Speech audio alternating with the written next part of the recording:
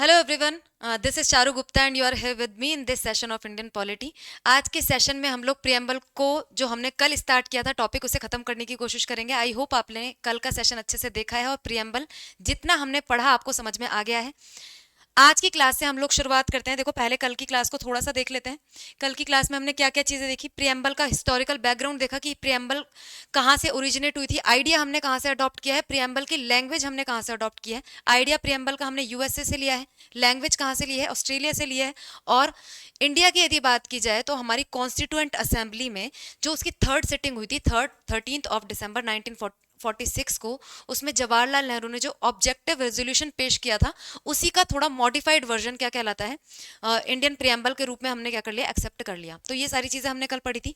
साथ ही हमने प्रियम्बल का बेसिक टेक्स्ट भी देखा था कि प्रियम्बल किस किस तरीके से लिखी गई है। बेसिक टर्मिनोलॉजीज को मैंने इंग्लिश में साइड में लिख दिया है। आई होप हिंदी और इंग्लिश के बच्चे इसको अच्छे से कनेक्ट कर पा रहे हैं। ठीक है, बेसिक प्रियम्बल का टेक्स्ट ये है। अब इस प्रियम्बल के टेक्स्ट को हम कल डिस्कस कर चुके थे। आगे बढ़ते हैं और इस प्रियम्बल के टेक्स्ट को देखते हुए, आपको दिमाग में रखते हुए जो भी चीज हम आगे पढ़ने वाले हैं उसे ध्यान में देना है। ठीक है, एलिमेंट्स ऑफ द प्रियम्बल, जो टेक्स्ट हमने पढ़ा है उसी में से ही क्या निकल के आता है, एलिमेंट्स ऑफ द प्रियम्बल निकल के आते हैं।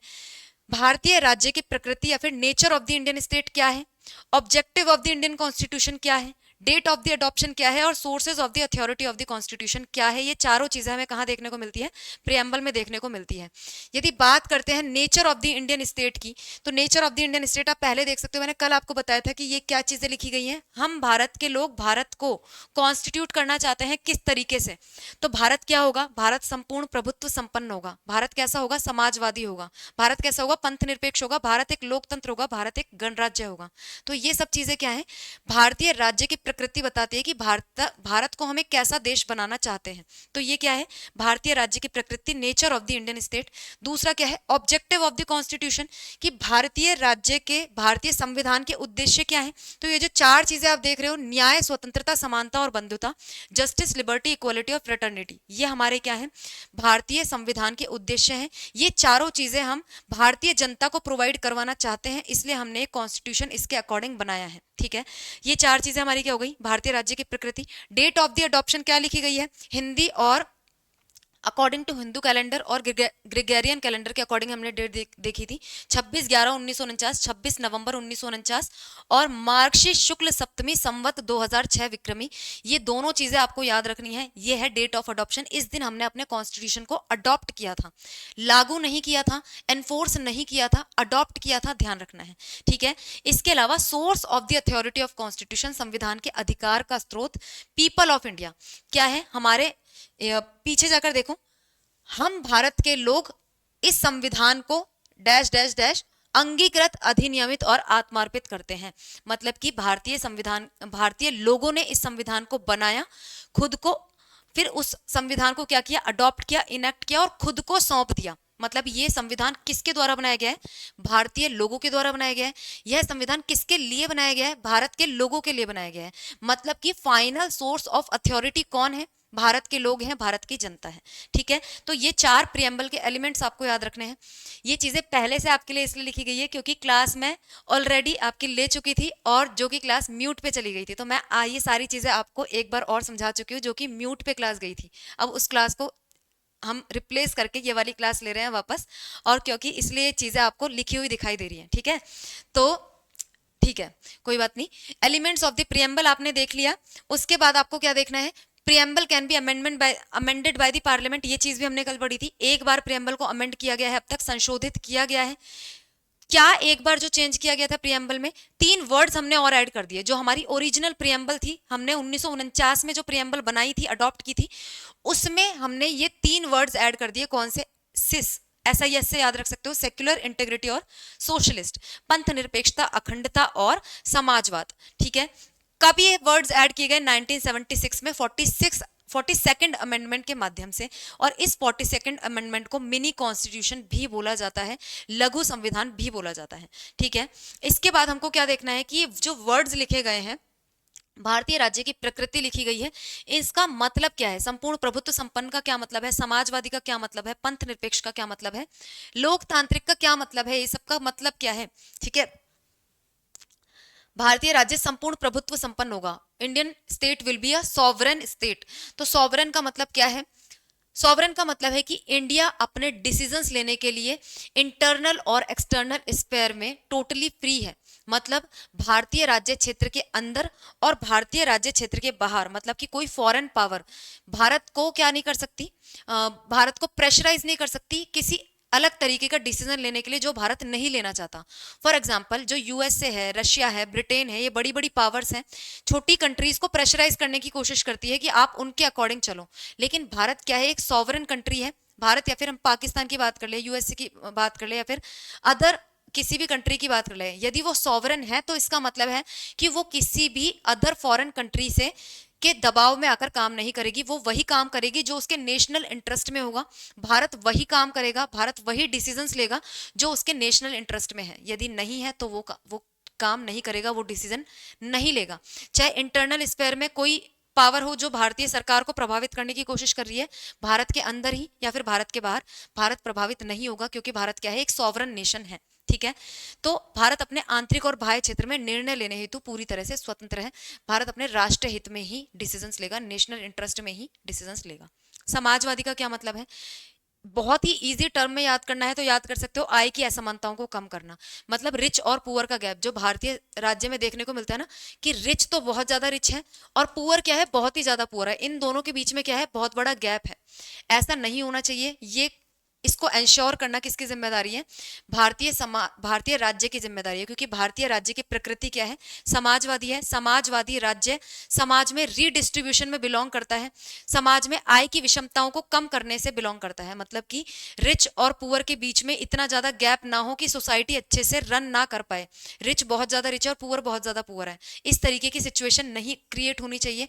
लोगों के बीच में क्या होना चाहिए? थोड़ा सा क्या बोल सकते हैं हम, डिस्ट्रीब्यूशन ऑफ वेल्थ इक्वल होना चाहिए। सबके पास वेल्थ थोड़ी थोड़ी इक्वल हो। बहुत ज्यादा ऐसा भी नहीं है कि हमको बिल्कुल ही इक्वालिटी लानी है वेल्थ की टर्म्स में, लेकिन थोड़ी सी इक्वालिटी, थोड़ा सा इक्वालिटी उस सेंस में होनी चाहिए कि ये जो गैप है ना, वो भारतीय राज्य के लिए हार्मफुल ना हो। ठीक है, तो ये क्या है? आय की असमानताओं को, इनइक्वालिटीज को कम करना है।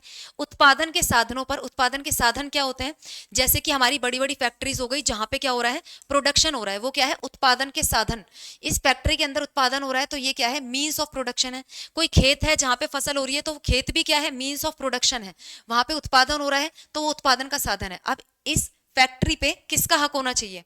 प्राइवेट इंडिविजुअल का, अंबानी अदानी का, या फिर गवर्नमेंट का? तो समाजवादी जो फॉर्म ऑफ गवर्नमेंट है वो क्या कहती है? समाजवादी राज्य क्या कहता है कि जो राज्य है, स्टेट है, सरकार है, उसका होल्ड ज्यादा होना चाहिए, प्राइवेट इंडिविजुअल का होल्ड कम होना चाहिए। क्योंकि यदि प्राइवेट इंडिविजुअल का होल्ड ज्यादा होगा तो प्राइवेट इंडिविजुअल प्रॉफिट के लिए काम करते हैं, वो समाज की भलाई के लिए काम नहीं करते। जबकि स्टेट क्या है? समाज की भलाई के लिए काम करेगा। यदि स्टेट के पास उत्पादन के साधनों का स्वामित्व होगा तो वो क्या करेगा? उससे होने वाले प्रॉफिट को क्या करेगा? समाज में इक्वली डिस्ट्रीब्यूट करेगा। ठीक है, उससे होने वाले प्रॉफिट को समाज में क्या करेगा? इक्वली डिस्ट्रीब्यूट करेगा।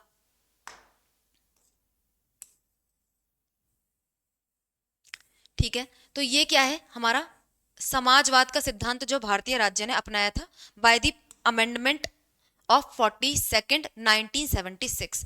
समाजवाद का एक मतलब ये भी कह सकते हो कि दो तरीके के आइडियोलॉजीज होती है, एक तो व्यक्तिवाद या फिर पूंजीवाद जिसको हम कहते हैं पूंजीवाद या उदारवाद, एक होती है समाजवाद।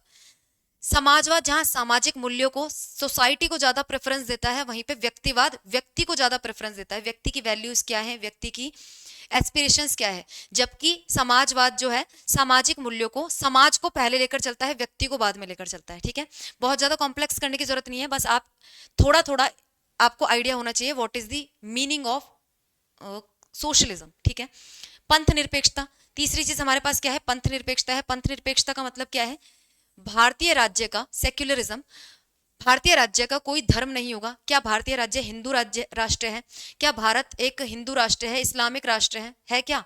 ऐसा कुछ भी नहीं है। भारत ने अपना कोई भी धर्म नहीं अपनाया हुआ। भारत में सभी धर्मों को एक नजर से देखा जाता है। साथ ही भारतीय राज्य का कोई धर्म नहीं है, उसके लिए सभी धर्म एक समान है। वो यदि किसी में इंटरफेयर भी कर रहा है तो पॉजिटिव इंटरफेरेंस करेगा। यदि किसी धर्म में कोई कुरीति है तो उसको दूर भगाने के लिए तो वो इंटरफेयर कर सकता है, अदरवाइज वो किसी धर्म में इंटरफेयर नहीं करता।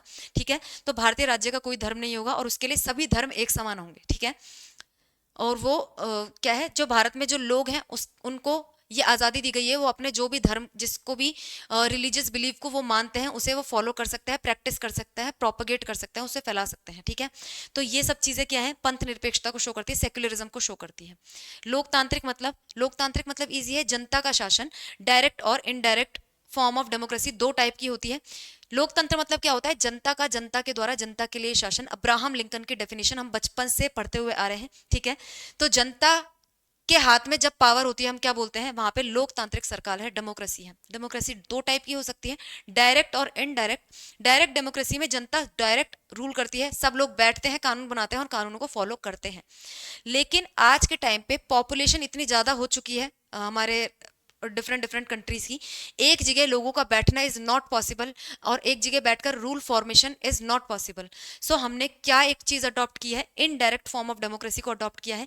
इनडायरेक्ट फॉर्म ऑफ डेमोक्रेसी क्या बताती है कि हम अपने लिए कुछ रिप्रेजेंटेटिव्स को चुनेंगे, कुछ प्रतिनिधियों को चुनेंगे, और वो प्रतिनिधि हमारे लिए हमारी तरफ से क्या करेंगे, रूल्स बनाएंगे, शासन करेंगे। तो ये क्या है, इनडायरेक्ट फॉर्म ऑफ गवर्नमेंट, जो कि भारत में और मैक्सिमम कंट्रीज में अपनाई गई है।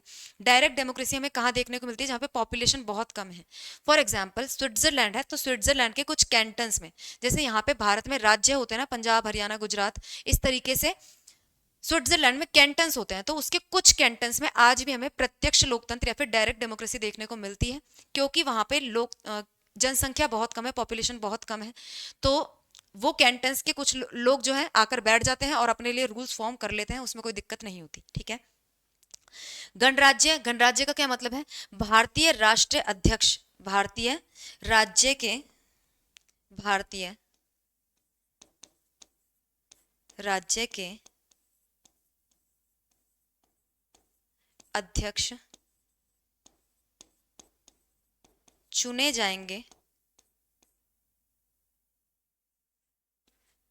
वंशानुगत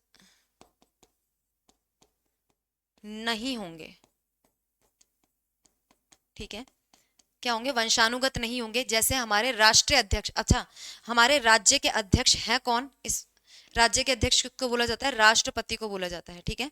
हमारे राज्य के अध्यक्ष कौन है, राष्ट्रपति। और शासन के अध्यक्ष या फिर हेड ऑफ द, इसका मतलब क्या है, head of the state, head of the state, head of the state. और हेड ऑफ द गवर्नमेंट कौन होते हैं, यदि साइड में आप लिखना चाहो तो हेड ऑफ द,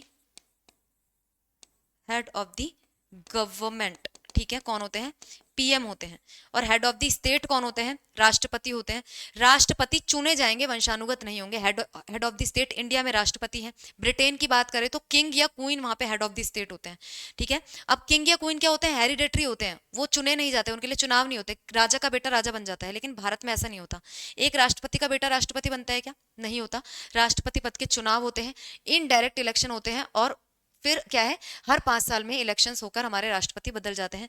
तो जहां पे भी राष्ट्रीय अध्यक्ष, हेड ऑफ द स्टेट चुने जा रहे हैं, उन्हें उसे उस शासन व्यवस्था को हम क्या बोलते हैं, गणराज्य या रिपब्लिक बोला जाता है।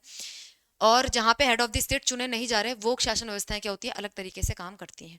तो ये 5 वर्ड्स का मीनिंग हमने देख लिया, संपूर्ण प्रभुत्व संपन्न, समाजवादी, पंथ निरपेक्ष, लोकतांत्रिक, गणराज्य। इनका मीनिंग आपको याद रखना है, कभी कभी कॉन्सेप्चुअल क्वेश्चन पूछे जाते हैं, तब आपको इनके आंसर करने पड़ते हैं, ठीक है। तो इन 5 टर्मिनोलॉजीज का मीनिंग हमने समझ लिया। इसके बाद जो चीज हमें देखनी है वो क्या है, न्याय, स्वतंत्रता, समता और बंधुता। इनके मतलब क्या है, देखो इनके मतलब लिखने बहुत ज्यादा जरूरी नहीं है। सामाजिक, आर्थिक और राजनीतिक न्याय। सामाजिक न्याय क्या है, समाज में जितने भी लोग हैं, जो अपर कास्ट है, lower caste, so called upper caste और लोअर कास्ट, क्योंकि वैसे लोअर कास्ट और अपर कास्ट हम लोगों ने सोसाइटी में क्रिएट किया हुआ है अकॉर्डिंग टू कॉन्स्टिट्यूशन। ऐसा कोई भी लॉ नहीं है, ऐसा कोई भी प्रोविजन नहीं है। अकॉर्डिंग टू कॉन्स्टिट्यूशन सब लोग बराबर हैं। तो वही हमारी सामाजिक समानता है कि समाज में सभी लोग क्या है, इक्वल हैं। चाहे वो किसी भी कास्ट से, किसी भी रिलीजन से, किसी भी धर्म एथनिसिटी से बिलोंग करते हो, सभी को हम क्या है, इक्वल तरीके से देखेंगे। यही क्या है, सामाजिक न्याय है। समाज में सभी लोगों को इक्वली अपनी लिवलीहुड अर्न करने का राइट होगा। सभी लोग इक्वली अपनी क्या कर सकते हैं, आजीविका कमा सकते हैं। या फिर मेल और फीमेल में जब हम वेजेस देते हैं, ठीक है, जब सैलरी दी जाती है, या फिर जब सेम काम करने के लिए सेम सैलरी दी जाएगी, मेल और फीमेल में अंतर नहीं किया जाएगा। तो ये भी क्या है, आर्थिक, यदि हम ऐसा करते हैं तो हम क्या कहेंगे, समाज में आर्थिक न्याय बना हुआ है। ऐसे ही राजनीतिक न्याय, सभी लोग क्या है अपने मनपसंद की राजनीतिक दल को, अपने मनपसंद के पॉलिटिकल कैंडिडेट को सपोर्ट कर सकते हैं। साथ ही हर व्यक्ति चुनाव में खड़ा होने का भी क्या है भागीदार है, और हर चुनाव में खड़ा भी हो सकता है, तो इसका भी उसको राइट है। तो ये क्या है हमारे राजनीतिक अधिकार है। तो यदि ये अधिकार मेंटेन किया जा रहा है तो हम बोलेंगे समाज में राजनीतिक न्याय की सिचुएशन है। अदरवाइज हम बोलेंगे कि राजनीतिक न्याय समाज में नहीं है, क्योंकि कोई व्यक्ति चुनाव ही नहीं लड़ पा रहा, चुनाव अपने मनपसंद कैंडिडेट को वोट ही नहीं दे पा रहा, तो समाज में राजनीतिक न्याय नहीं है। ठीक है, तो ये क्या है न्याय है। स्वतंत्रता, विचारों की स्वतंत्रता, अभिव्यक्ति की स्वतंत्रता, मतलब आप अपने विचार रख सकते हो, अपने आप को अभिव्यक्त कर सकते हो, ये स्वतंत्रता आपके पास होनी चाहिए। आपके विश्वास, आपके बिलीव्स किसी तरीके से के हो सकता है, रिलीजियस बिलीफ है, स्पिरिचुअल बिलीव्स हैं, उनको आप रख सकते हो, और इसकी आपके पास स्वतंत्रता है। ठीक है, धर्म और उपासना की रिलीजियस फ्रीडम आपके पास है, आपका धर्म, किसी भी धर्म को आप फॉलो कर सकते हो। ठीक है, और उपासना की मतलब कि आप वर्शिप कर सकते हो अपने किसी भी गॉड को। जरूर आपका कोई लोकल गॉड हो सकता है, लोकल बिलीव्स हो सकते हैं, लोकल सेंट्स हो सकते हैं, उनमें आप बिलीव कर सकते हो, उनकी वर्शिप कर सकते हो। ठीक है, वर्शिप करने का तरीका सबका अलग अलग हो सकता है, तो उसमें भी आपको स्वतंत्रता दी गई है। तो ये 5 टाइप की स्वतंत्रता है, thought expression, belief, faith and worship. इसके बाद 2 टाइप की समता, प्रतिष्ठा और अवसर। सभी को equality of status and opportunity, सभी के पास इक्वल अपॉर्चुनिटी होनी चाहिए कि वो काम करने की इक्वल अपॉर्चुनिटी, पब्लिक यूटिलिटीज को एक्सेस करने की इक्वल अपॉर्चुनिटी, कि क्या है कोई पब्लिक पार्क है, कोई पब्लिक क्या बोल सकते हो मॉल है, ठीक है, उसको एक्सेस करने के लिए सभी के पास इक्वल अपॉर्चुनिटीज होनी चाहिए, अपने आप को डेवलप करने की सभी के पास इक्वल अपॉर्चुनिटी होनी चाहिए। ठीक है, और इक्वलिटी ऑफ स्टेटस मतलब कि समाज में हर व्यक्ति क्या है, आप यदि बात करो, वही हमारी बात किसकी आ जाएगी इसमें, रिच और पुअर के गैप की। ऐसा नहीं है कि समाज में जो रिच सेक्शन है उसको ज्यादा क्या है स्टेटस उसका ज्यादा बड़ा माना जा रहा है, और कोई पुअर इंसान है तो उसको हीन भावना से देखा जा रहा है। तो इक्वालिटी ऑफ स्टेटस होना चाहिए समाज में, रिच और पुअर का गैप बहुत ज्यादा नहीं होना चाहिए। ठीक है, और दोनों को समान डिग्निटी की नजर से देखा जाना चाहिए। ठीक है, इसके अलावा बंधुता, बंधुता मतलब भाईचारे की भावना। भाईचारा कैसा कि लोगों के बीच में क्या हो, व्यक्तिगत, पहली बात तो एक व्यक्तिगत बंधुत्व है, और एक क्या है कलेक्टिव लेवल पर बंधुत्व है। व्यक्तिगत स्तर पर व्यक्ति की गरिमा को बनाए रखना है, एक इंडिविजुअल की डिग्निटी को मेंटेन करना है, चाहे वो किसी भी कास्ट से हो, चाहे वो किसी भी रिलीजन से हो, किसी भी एथनिसिटी से हो, उसकी गरिमा एज अ ह्यूमन कभी भी डाउन नहीं होनी चाहिए, उसकी डिग्निटी को डाउन नहीं करना है। कोई व्यक्ति किसी पर्टिकुलर कास्ट का है इसलिए आप उसको हीन भावना से नहीं देख सकते। ये क्या है उसकी व्यक्ति की एक मानव होने के नाते उसकी गरिमा क्या हो जाती है, कम हो जाती है, डाउन हो जाती है। ठीक है, और राष्ट्र की एकता और अखंडता बनी रहे, इस तरीके से हमको साथ में मिलजुल कर रहना है। डिफरेंट डिफरेंट कास्ट के लोग, डिफरेंट रिलीजन के लोग साथ में मिलकर रहें समाज में, ये तो भाईचारा बनाकर रखें, तो हमारे देश की एकता और अखंडता बनी रहेगी, सब लोग साथ में रहेंगे। नहीं तो धर्म और जाति के नाम पर यदि दंगे होते हैं तो समाज, हमारे देश की एकता और अखंडता को खतरा पहुंचता है, यूनिटी और इंटीग्रिटी खतरे में पड़ जाती है। ठीक है, तो ये सारी चीजें हमने ऐसे समझ ली। बहुत ज्यादा इसको लेकर आपसे क्वेश्चन नहीं पूछा जाएगा, लेकिन बेसिक आइडिया आपको होना जरूरी है, इसलिए हमने इस चीज को डिस्कस कर लिया। ठीक है, इसके अलावा यदि बात करें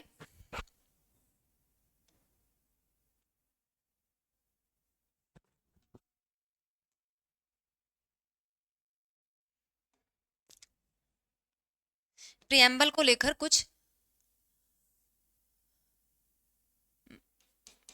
थॉट्स, कुछ कुछ विचारकों के कुछ मत हैं जिनको हम डिस्कस कर सकते हैं रिगार्डिंग प्रियम्बल। तो सबसे पहले किसकी बात आती है, सबसे पहले हम डिस्कस कर सकते हैं के एम मुंशी। के एम मुंशी ने क्या बोला, अब इन लोगों के अकॉर्डिंग, इन्होंने अपने अपने अकॉर्डिंग संविधान की प्रस्तावना को कुछ कुछ क्या दिए हैं, कुछ कुछ चीजें बोली हैं कि प्रस्तावना किसी के अकॉर्डिंग क्या है, किसी के अकॉर्डिंग क्या है। ठीक है, तो के एम मुंशी ने प्रस्तावना को क्या बोला है, संविधान की, एक सेकेंड, प्रस्तावना को क्या बोला है, संविधान की राजनीतिक कुंडली, संविधान की राजनीतिक कुंडली, पॉलिटिकल, बस इनको थोड़ा सा याद रखना है, थोड़ा माइंड में, इसको समझने की जरूरत नहीं है, सबने अपने अपने अकॉर्डिंग चीजें बोल दी। राजनीतिक कुंडली, जैसे कुंडली देख के किसी के आइडिया लगा सकते हैं ना, तो इस किसी के लाइफ का आइडिया भी लगाया जाता है, एस्ट्रोलॉजी में ऐसा ही होता है। तो ऐसे ही प्रस्तावना को देख के हम संविधान का आइडिया लगा सकते हैं। ठीक है, तो ये क्या है, पॉलिटिकल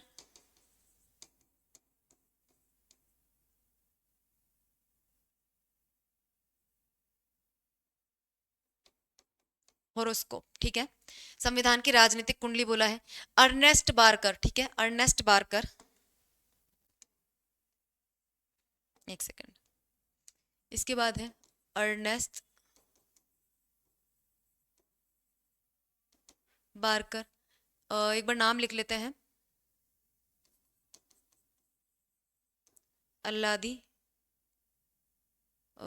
या फिर इसको अभी रहने दो, के एम मुंशी, अर्नेस्ट बारकर, ठाकुरदास भार्गव,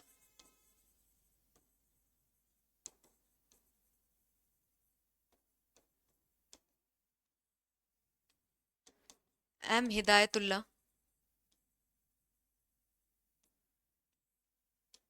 और एन पालखीवाला। इन 5 के अकॉर्डिंग आप लोग याद रख सकते हो, ठीक है। इन 5 के अकॉर्डिंग यदि आप याद रख लोगे तो भी बहुत हो जाएगा। बाकी मेरे ख्याल से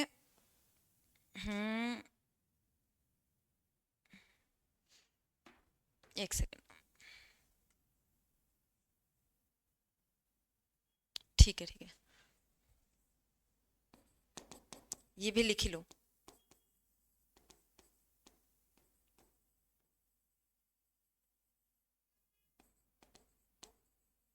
ठीक है, अच्छा, अब यदि बात की जाए एक एक की, बहुत ही शॉर्ट में लिखेंगे, इनकी परिभाषाएं बहुत लॉन्ग भी हो सकती है, लेकिन हमको क्या करना है, बिल्कुल शॉर्ट में चीजें याद रखनी है। अर्नेस्ट बारकर ने संविधान को क्या बोला, एक सेकंड, कॉल आ रही है बार बार भाई, ठीक है। देखो अर्नेस्ट बारकर ने क्या बोला, अब जल्दी जल्दी इनको फटाफट से लिख लो। संविधान की क्या है, संविधान की कुंजी, ठीक है, कुंजी, या फिर हम क्या बोल सकते हैं, की नोट, ठीक है, key note of the Indian constitution. Thakurdas Bhargava ने क्या बोला, संविधान की आत्मा, संविधान की आत्मा, soul of the constitution, soul of the constitution. M Hidayatullah ने क्या बोला, संविधान की, संविधान की मूल आत्मा, मूल आत्मा मतलब very soul of the Indian constitution. M Hidayatullah ने एक केस में ये बात बोली थी, गोलकनाथ केस आया था, उसके अंदर एम हिदायतुल्ला जो कि हमारे चीफ जस्टिस रह चुके हैं, उन्होंने ये बात बोली थी। एन पालखीवाला ने क्या बोला, परिचय पत्र, परिचय पत्र या फिर इंट्रोडक्टरी लेटर, ठीक है। और इन्होंने क्या बोला, संविधान की प्रस्तावना क्या है हमारे दीर्घकालिक, इनका थोड़ा सा लॉन्ग है, दीर्घकालिक सपनों, दीर्घकालिक स्वप्नों का विचार है, ठीक है। दीर्घकालिक स्वप्न या फिर लॉन्ग टर्म गोल आप बोल सकते हो, long term, long term goals आप बोल सकते हो, ठीक है। तो ये क्या है, संविधान की प्रस्तावना के बारे में जो हमारे डिफरेंट डिफरेंट थिंकर्स की थॉट्स हैं वो हमने देख ली। आपको एक बार क्या करना है, 2-4 बार इसको पढ़ लोगे तो चीजें आपको याद हो जाएंगी, ठीक है। तो के एम मुंशी ने क्या बोला है, राजनीतिक कुंडली, पॉलिटिकल हॉरोस्कोप। अर्नेस्ट बारकर ने संविधान की कुंजी, फिर key note of the Indian constitution. Soul of the Indian constitution बुलाया ठाकुरदास भार्गव ने। Very soul of the Indian constitution बुलाया एम हिदायतुल्ला ने। इंट्रोडक्टरी लेटर बुलाया है एन पालखीवाला ने। दीर्घकालिक सपनों का विचार या फिर लॉन्ग रन में गोल्स जो हमारे शो कौन करता है, प्रियम्बल शो करती है, ऐसा बोला है अल्लादी कृष्णस्वामी अय्यर ने। ये सारे विचार आपको याद रखने हैं। आज के सेशन में इतना ही रहने देते हैं, बाकी प्रियम्बल से रिलेटेड 1-2 पॉइंट्स और टॉपिक हमारे बच्चे हैं, उन टॉपिक्स को हम नेक्स्ट क्लास में कंप्लीट करेंगे, और नेक्स्ट क्लास में पॉसिबली हमारा प्रियम्बल का चैप्टर क्या हो जाएगा, खत्म हो जाएगा। Thank you very much for your patience and have a wonderful day.